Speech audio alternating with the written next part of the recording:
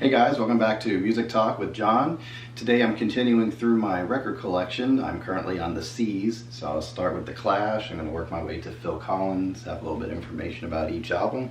So just sit back, kick your feet up, and let's talk music.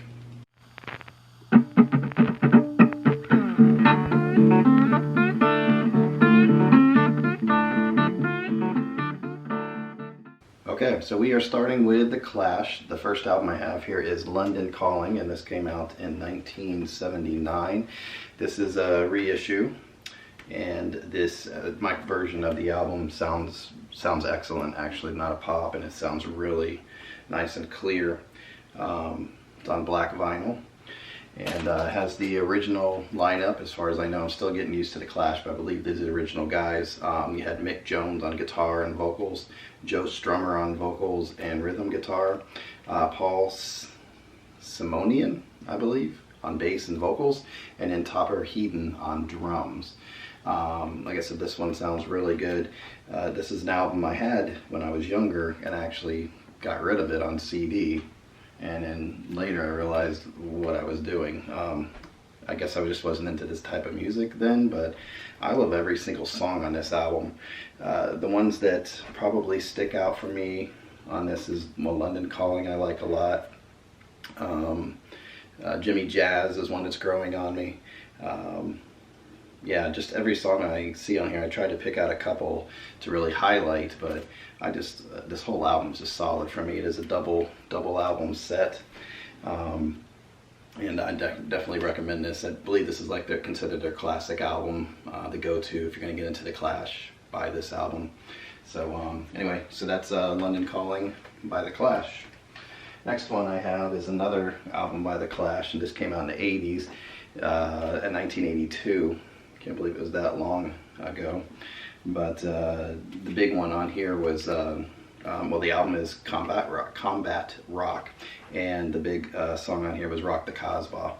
And that played like crazy on the radio, and I like that song. And one that I didn't realize that I picked up later and actually played in the band that I was in was Should I Stay or Should I Go? And that's on the same album. But this is another one. This whole album is just solid all the way through. The version I have here is on, I believe it's on black vinyl. Yeah, I have it on black vinyl here. And sounds just very good. I mean, not an issue on it. It's not a pop. It's nice and clear. I kind of categorize my music as very good if there's no pops and it sounds good all the way through. And then I kind of have the excellent category where when it's like really sticks out the sound to me. So I kind of grade it that way for my own personal style or taste. But this one sounds very good. So another just really good album by The Clash. Not one song on here that I could say isn't good. So just love to have it in my collection. Continuing that killer no filler thing. So when I listen to these again, I'm like, yep, definitely belong in my collection. The next one here is Leonard Cohen, who passed away I believe in 2016, because this album came out in 2016, and I believe he passed away like 9 days or 7 days after the album came out. So this, I thought this was his last album, but I just found out there's one more after this. This is You Want It Darker. And if you're not familiar with Leonard Cohen, he did the song Hallelujah, which is huge. Jeff Buckley made that really big. This is, to me, it's like poetry, spoken word with music, but it fits like the way he does his lyrical style with his music, with his words fits the music, and it's just like a regular song to me, just more spoken. What I like to compare this to is if you've ever heard the album American Prayer by, I guess it's Jim Morrison and the Doors. They took that album, and it was they took all of Jim Morrison's poetry that he had been recording in the studio and just recording, and after he passed away, I believe this is correct, after he passed away, the Doors went back, put it together into this album called American Prayer, and they added music to it. But to me, that album sounds like the two don't really gel together. They weren't made to be together. It's cool, like if you just like the Doors and you have Jim Morrison reciting his poetry, and then the Doors coming in and giving you some background music, that's what it sounds like. But with Leonard Cohen, even though some of his stuff is spoken word, it just flows really, really nicely with the music. So there's a song on here called Treaty that I really relate to. It's about a person, it seems like somebody who's brought up maybe in a religious environment, and they're later realizing they probably don't really share the beliefs that they're brought up in, and there's some guilt that comes with that. And he's basically saying, I wish there was a treaty between us that we could sign and have come to an understanding here. Because even though I don't really believe, I'm almost afraid not to believe because I was told to. So that's a really good song. And then the song You Want It Darker is really visual, and it's he was one of the best writers out there. The other album that I mentioned, though, that came out after this, they say it's not like leftovers from this album. He was actually recording it at the same time, and I believe it was called Thank You for This Dance was the name of that. This one sounds good. It had a couple pops on it, but nothing crazy. I'll try to clean it up a little bit, but the album sounds good overall, so I enjoy this one. And this one is on white vinyl, my version. So definitely looking for, I don't know if they put that Thank You for the Dance on vinyl or not, but I'll keep an eye out for it. Alright, so that's Leonard Cohen. Now I have gone into Coldplay here. I'm not big on all of Coldplay stuff. I probably wouldn't mind getting their first album, which I believe had the song Yellow on it. I like that one, so I'll have to check that album out. The two I have, though, are the two solid Coldplay albums that I enjoy. The first one here is A Rush of Blood to the Head, and this came out in 2002. That might be a familiar looking album cover. You had the lineup of Chris Martin, Johnny Buckland, Guy Barrymore, and Will Champion. And one thing I did look up was, because I was doing my research on this, and I was like, what does Coldplay even mean? Well, the band originally, they were called Starfish, and then the name Coldplay came from a title. It was the title of a book of poems, and there was another band that had that name, and I guess they broke up or changed their name or something, and they got the permission or the blessing to use that title, Coldplay. So if you're ever wondering where Coldplay came from, it's from a book of poems, the title of it. This is a gatefold here, a picture of the band going on there. To me, like I said, I like every song on here. The ones that stick out for me is probably In My Place, The Scientist, and I really liked A Rush of Blood to the Head. I was listening to the lyrics in that, and that was a very good song too. So anyway, so this was Coldplay, Rush of Blood to the Head. So definitely recommend that if you're getting into Coldplay. The next one, actually this one was on white vinyl, and this one sounds good, very good, and had a couple pops, but kind of like Leonard Cohen, probably just needs to be cleaned up a little bit. So that's that one. The next one is my favorite album by them.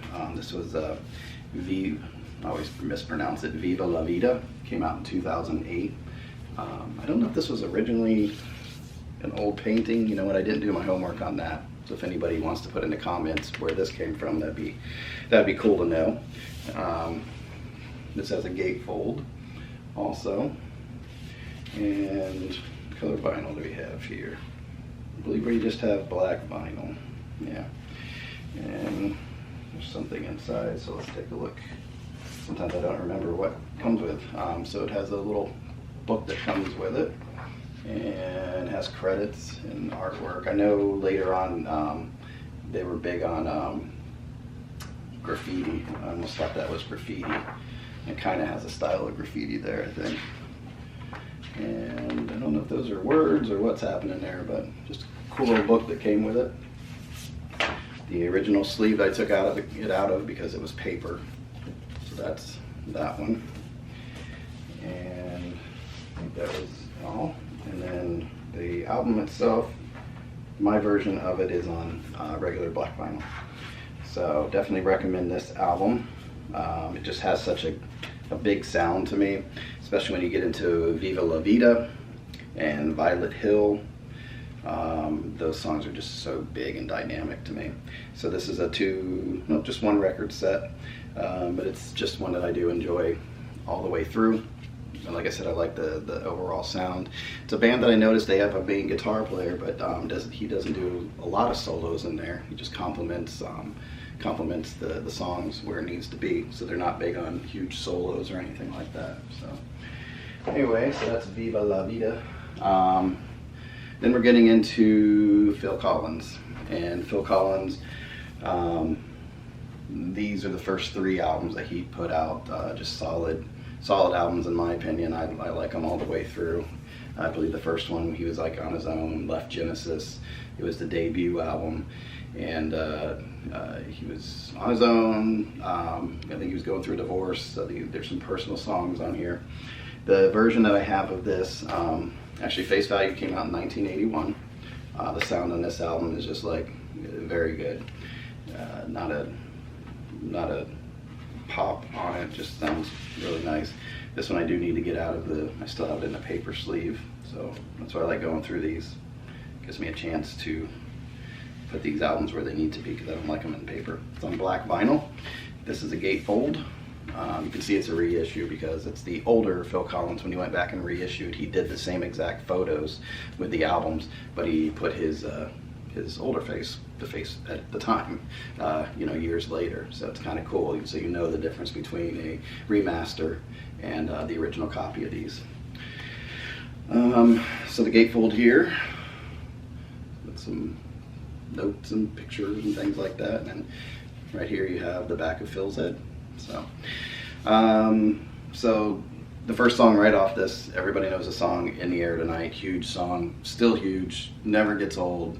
There's a video out on Facebook that's just great where he's, not Facebook, sorry, YouTube, and he's live in concert and he's just singing, just him, no drums obviously, because the drums really don't even come until like later half of the song. So he's singing and he just walks up, singing, sits down, and right at that time, boom, boom, boom, boom, boom, boom, that whole thing where he goes into the drums, it's just really cool to watch. So, other than that one, the songs that stick out for me, like I said, I liked all of these. The Roof is Leaking, which Clapton plays guitar on that. Clapton's on 2 tracks of this album. Droned, I believe that's the instrumental. Yeah, that is the instrumental. It's really cool with the horns and things like that. Missed Again was another hit that I remember being played a lot. And Tomorrow Never Knows. He does a really good cover of the Beatles song, Tomorrow Never Knows. So that's Phil Collins, Face Value, and that's 1981. So his second album, he was on a hit. Phil Collins pretty much ruled the 80s pop music between the music he did with Genesis and Invisible Touch and other albums, and in his solo stuff. He just really had a string of just good music in the 80s. And I don't feel like a lot of it's dated. I really don't think he used a lot of the instruments that kept it in the 80s. I think you can play these albums and it's a little bit older because you're used to it, but these albums I don't feel are very dated. So if you think different, let me know. But this is Hello, I Must Be Going. This came out in 1982. The sound on this is very good. This is an original album, as far as I know. It's kind of hard to tell sometimes. You can look so much trying to pin it down to an original album or not, but as far as I know, because this right here says 1982, and there's some other dates, and it's the younger, I should say, Phil Collins on here. So there's the gatefold and has some pictures in there. So coming out in 82, they didn't do a lot of colored vinyl. It's on black vinyl. And it's interesting too, because it's not 180 gram because it's such a thinner copy. And now, as obviously you can see, I need to put this into a different album holder. So there's there, and it has the credits for each song on there. So the songs on this that stick out for me, I don't care anymore. I like that can't think. I like that song a lot. You Can't Hurry Love was a huge song in the 80s for him. I played and played. And yeah, that was pretty much it as far as when it stick out. But again, this whole album is just solid for me. So the last Phil Collins and the last album I have for you today is, if it wants to get back in there,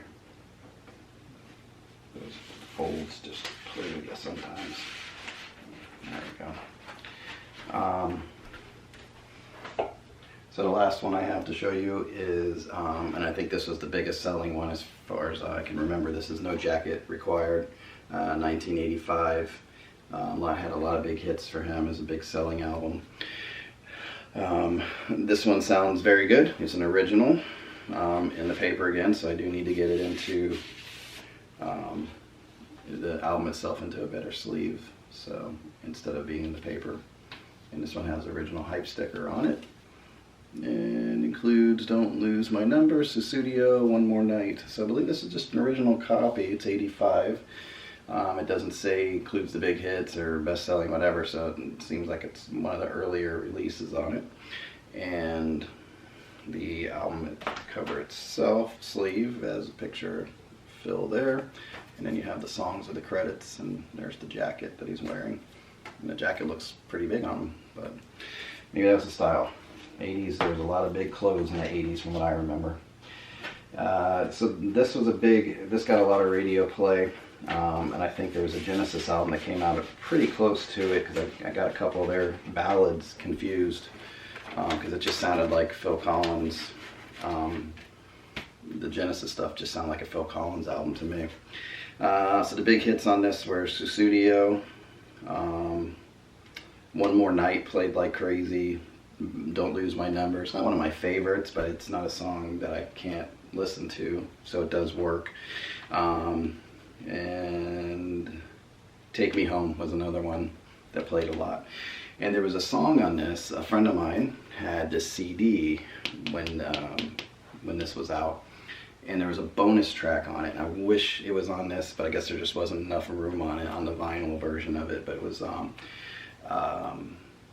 We Said Hello Goodbye. And if you look that song up, I've heard it before, but I don't know if he actually released it as a single or not. I'm not sure.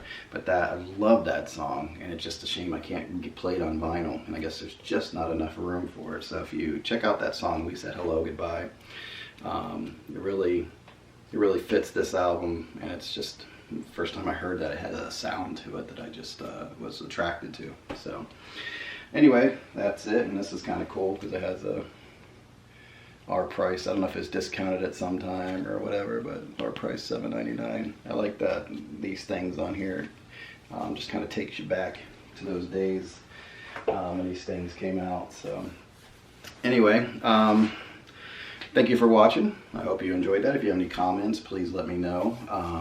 Please make sure you hit that subscribe button, and if you like the video, hit like.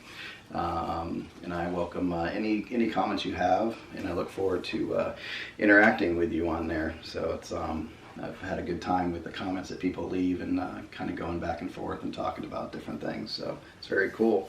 So thank you for watching. Take care, and until next time, enjoy your music.